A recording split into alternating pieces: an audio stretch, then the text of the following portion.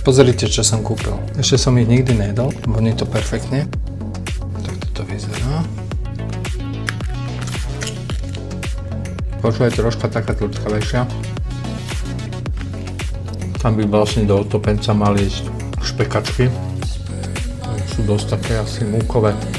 Veľmi to dobré. Chutí tiež. Škoda, že to črevo je také tvrdkavé. Kde sa to nedá poriadne ani požiť. Šťava je veľmi voňavá, dobrá. Chuť je výborná. Cibulka je tam. Kapia. Cibula tvrdá. V akcii 3,99. Sice veľký pohár, ale čakal by som lepšie klobásky. Dal by som také 3 hviezdy z 5 max. Ak chcete, vyskúšajte. Nie je to zázrak, dá sa to jesť.